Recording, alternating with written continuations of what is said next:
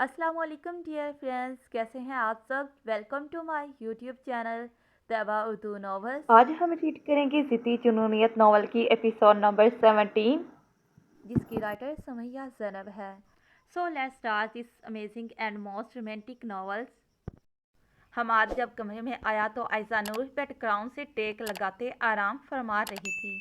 इसे सोता देखकर हमाद ने नफ़ी में सर हिलाया और इसके खूबसूरत सुर्ख होंठों पर झुक गया। अपने होंठों पे नरम गरम लम्स महसूस करके आयशा नूर ने हड़बड़ाकर अपनी आंखें वाकी और हैरत से हमाद को देखने लगी, जो इसके उठते ही थोड़ा दूर होकर इसके पास बैठा। आयशा नूर इसकी हरकत पर सुर्ख पड़ते अपनी सांसें दुरुस्त करते इसे घूर कर देखने लगी। बदले में हमाद ने इसकी क्लास ले डाली। ऐसे क्या घूर रही हो, शर्म नहीं आती?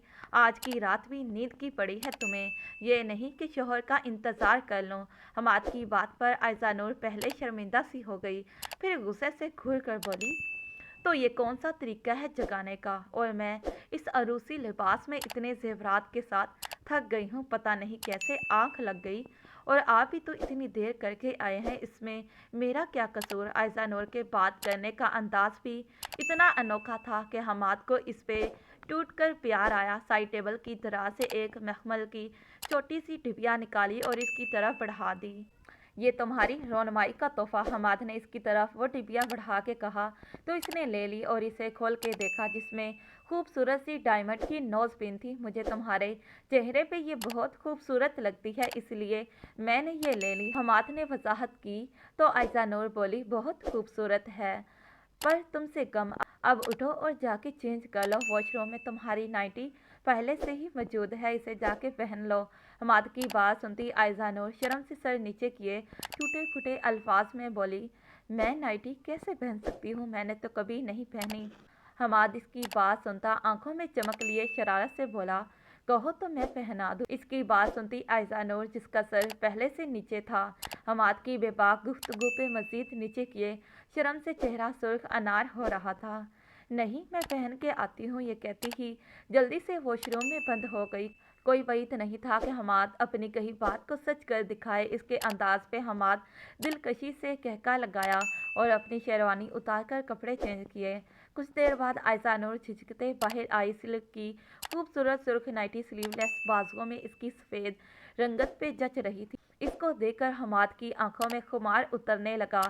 वो छोटे छोटे कदम लेती इसके पास आ रही थी। हमाद ने खुद इसके पास जाकर इसे अपनी बाहों में उठाया और बेड पर लाया और इसकी थोड़ी के नीचे अपनी दो उंगलियां रखकर इसका चेहरा ऊपर किए इजाज़त तलब नज़रों से इसकी तरफ देखने लगा। हमाद की आंखों का पैगाम पढ़ते इसे इजाज़त देती वो हमाद के सीने में चेहरा छुपा गई। इसके इजाज़त देने पर वो लाइट ऑफ करते इस पर अपनी जुनूनियत लुटाने लगा। हमाद के होंठों का लम्स कभी अपनी गर्दन तो कभी चेहरे पे महसूस करते इसके बालों में हाथ चलाती इसका साथ देने लगी, जो इसके वजूद पे जा बजा अपनी जुनूनियत लुटा रहा था। और अब इसके होंठों पे झुक कर इसकी सांसें अपनी सांसों से उलझाने लगा। कतरा कतरा रात के साथ हमाद की जुनूनियत में शिद्दत आती जा रही थी, जो इस मासूम सी जान के लिए सहना मुश्किल था, पर वो इससे रोक कर नाराज़ भी नहीं कर सकती थी, इसलिए कभी इसकी शिद्दत सहती तो कभी इसका साथ देती रही। और इस तरह एक खूबसूरत रात अपने इख्तिताम को पहुंची। शहरयार जैसे ही कमरे में आया, खदीजा को अपने इंतज़ार में पाया। इसे अपने दोस्तों पर जी भर के गुस्सा आया, जो इसका पीछा नहीं छोड़ रहे थे। बहुत मुश्किल से भी जान की डांट के बाद सबने इसकी जान छोड़ी और वो अपने कमरे में आया। शहरयार ने इसके पास बैठते पहले घूंघट उठाया और खदीजा की तरफ देखा, जिसकी आंखों में नींद और थकन की सुर्खियां छलक रही थी। ये क्या मेरी जान, मैं लेट हो गया तो आपने चेंज क्यों नहीं किया? शहरयार के शिकवे पर खदीजा मुस्कुराते बोली, क्यों, आपको अच्छा नहीं लगा? और मैंने इतना हार श्रृंगार लोगों के लिए नहीं आपके लिए किया है, और इसे आप ना देखें तो मेरे इस बनाव श्रृंगार का क्या फ़ायदा हुआ? शहरयार इसकी बात सुनता सरशार सा हुआ। शुक्रिया मेरा इतना ख्याल रखने के लिए, लेकिन मैं ये चीज़ बर्दाश्त नहीं कर सकता कि आपको ज़रा भी किसी चीज़ की तकलीफ़ हो, इसलिए उठो पहले चेंज कर लो। शहरयार ने इसकी तरफ हाथ बढ़ाकर बेड से उतारा और इसे मिरर के सामने ले जाकर सबसे पहले इसके दुपट्टे से इसे आज़ाद किया, फिर जुड़े में इसके बाल खोले और इसके जेवरात उतारने में खदीजा की मदद की और खदीजा के बाल एक साइड पर डालकर इसके ब्लाउज की डोरियां खोलनी शुरू की तो खदीजा ने कांपते हुए इसे रोकना चाहा। शहरयार, आज से हम दोनों के दरमियान कोई पर्दा नहीं। मुझे इजाज़त दो कि मैं आपको बता सकूं मैंने इस पल का कितनी बेसब्री से इंतज़ार किया है। शहरयार इसके कान में सरगोशी करते इसकी तरफ इजाज़त तलब नज़रों से देख रहा था, जिसने इसके देखते ही नज़र झुका दी। खदीजा के इजाज़त देते ही शहरयार ने इसके ब्लाउज की सारी डोरियां खोल दी जो सांपों की तरह लटकते खदीजा की कमर को छू रही थी। शहरयार की नज़र इसकी कमर पे ही टिकी हुई थी। पतली सी दूध की तरह सफ़ेद कमर, रुई की तरह नाजुक बदन, जिसे देखते ही शहरयार बहकने लगा। बाजुओं पर रेंगती इसकी उंगलियों के लम्स से खदीजा का बदन कांप रहा था। शहरयार ने कंधे से इसका ब्लाउज ज़रा नीचे सरकाया तो वो दम साध गई थी, जबकि वो इसके कंधे पर पुरशिद्दत लम्स छोड़ते हल्की सी बाइट कर गया था। खदीजा ने इस पुरशिद्दत लम्स पर आंखें मीची थी जो आज इसके पूर को अपने लम्स से महकाने लगा था।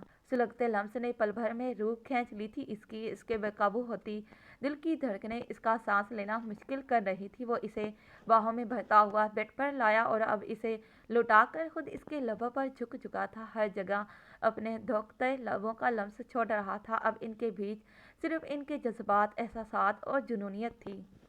हर तरफ सुर्ख गुलाब थे, कमरा इनकी खुशबुओं से महक रहा था। इसने नज़र उठाकर एक बार भी किसी चीज़ को नहीं देखा था। कुछ देर बाद दरवाज़ा खुला और फिर बंद हुआ था। वह इसके सामने बैठ गया था।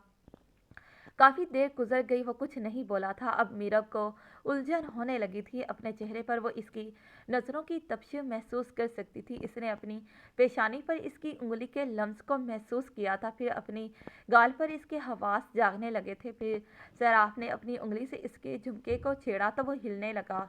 तभी मीरब ने पहली बार इसकी तरफ देखा जो इसके करीब बैठा बहुत वालहाना नज़रों से इसको देख रहा था। आप मेरे अंदाजे से भी बढ़कर खूबसूरत हैं, सहराब ने मुस्कुरा कर कहा था। फिर बहुत नरमी से इसकी चूड़ियों को छेड़ा जो हाथ लगते ही बजने लगी थी। मुझे नहीं पता था आपके वालिद इतनी जल्दी मान जाएंगे, वरना मैं पहले ही आपको कहता। मुझे अब भी अपनी खुशकिस्मती पर यकीन नहीं आ रहा कि मैंने आपको पा लिया है। मैं आपके लिए ये लाया था, लेकिन आपके आगे अपना ये तोहफा बहुत कमतर लग रहा है।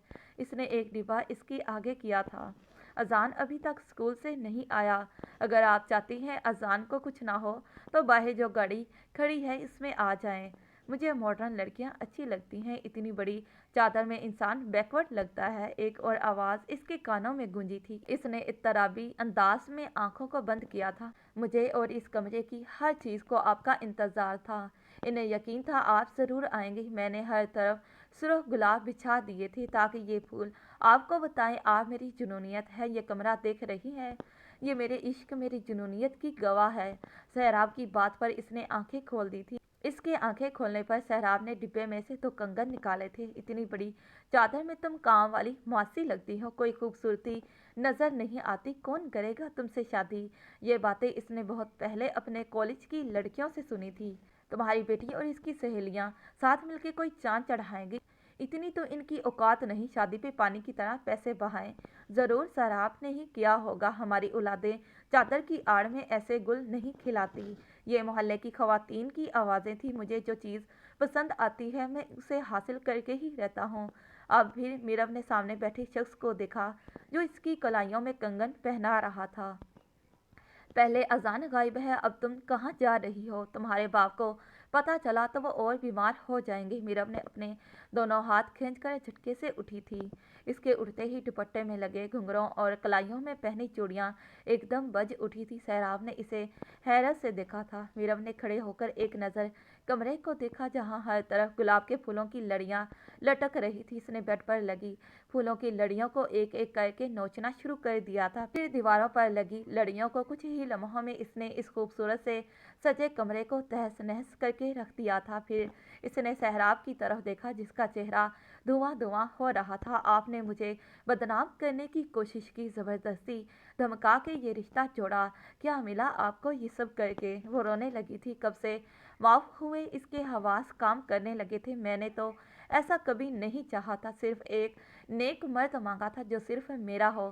پھر میرے ساتھ ایسا کیوں ہوا؟ روتے روتے اچانک اس نے قریب رکھے کرسٹل کے قیمتی اور نازک ڈیکوریشن پیسز کو ہاتھ مار کر گرا دیا تھا۔ لوگ مجھے کہتے تھے کہ میں اتنی بڑی چادر میں کام والی ماسی جیسی لگتی ہوں، کوئی خوبصورتی نظر نہیں آتی۔ پھر آپ نے مجھ میں ایسا کیا دیکھ لیا؟ مجھے آپ سے نفرت ہے، مجھے ہر اس لمحے سے نفرت محسوس ہوتی ہے جب آپ نے مجھے دیکھا۔ مجھے اپنے وجود سے، اپنے چہرے سے نفرت محسوس ہو رہی ہے جہاں آپ کی نظر پڑی۔ آپ کیا سمجھتے ہیں شادی کر کے آپ نے مجھے جیت لیا؟ غلط فہمی ہے آپ کی۔ میرب نے سہراب کو دیکھ کر کہا، جس کے چہرے پر اذیت کے آثار بہت نمایاں تھے۔ اسے عجیب سی خوشی محسوس ہوئی تھی۔ سہراب نے قدم اس کی طرف بڑھائے تو اس نے ٹوٹے ہوئے کانچ کے ٹکڑے ہاتھوں میں پکڑ لیے۔ کوئی کانچ شاید اسے چبھ گیا تھا، وہاں سے خون بہنے لگا تھا۔ سہراب ایک دم آگے بڑھا تھا۔ میرب، یہ کیا پاگل پن ہے؟ سہراب نے اس کا ہاتھ پکڑنا چاہا لیکن اس نے ہاتھ پیچھے کر لیا۔ ہاتھ نہیں لگانا، اس نے پیچھے ہٹتے ہوئے کہا۔